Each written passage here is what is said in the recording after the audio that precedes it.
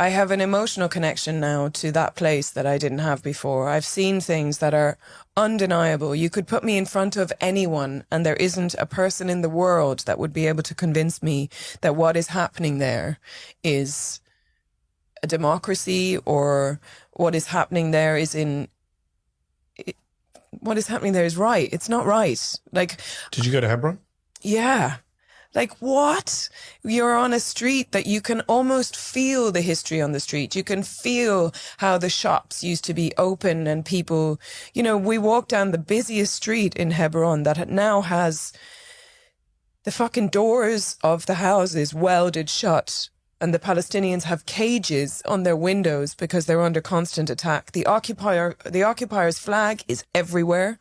It's protecting just a few hundred settlers. Yeah. In the middle of thousands of Palestinians. Exactly. And we went to Issa Amro's home, the activist, and great man. Oh my God. And they opened up their home. They fed us, and the soldiers are walking by with guns right next to his house. He doesn't know when he leaves his house, he doesn't know what it's going to be like when he comes back. He's living in a cage. And not only that, we met a farmer, who had 100 dunams of land that now is being encroached upon by these settlers.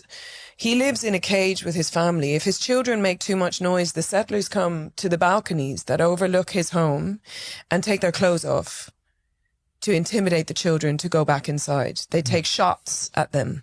If anyone touches the fence that surrounds their tiny plot of land that they now have, the IDF come.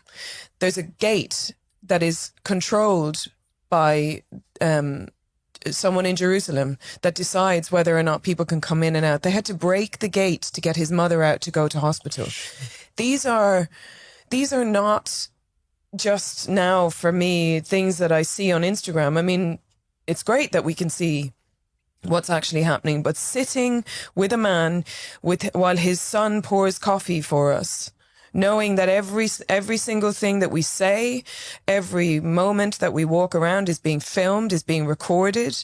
And this man is steadfast, sumud, this Palestinian word sumud, the steadfastness of these people. His father died due to stress, you know, from trying to save his land. And I told you earlier about the documentary that I saw yesterday that's in production now, a 27-year odyssey that this documentary maker has gone on with a farmer. And you watch as slowly the land is taken, as the settlers come, as the IDF comes, as they just take the land, siege them in.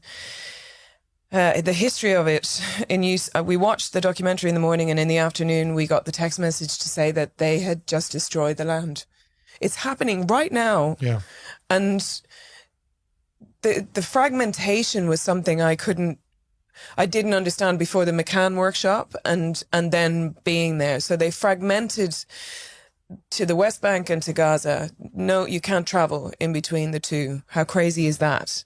And then they fragment the communities. So they stop the communities from visiting each other. It's all done by permits. But the most depraved thing is how they fragment the families. So they will deliberately arrest children in front of their parents so that the child sees that the parents can't do anything, thus breaking that bond between the child and the parents. They keep the child in prison just for long enough to make the community think that the child might be telling tales. So breaks the fragmenting of everything, and then the occupation of their minds. I cannot...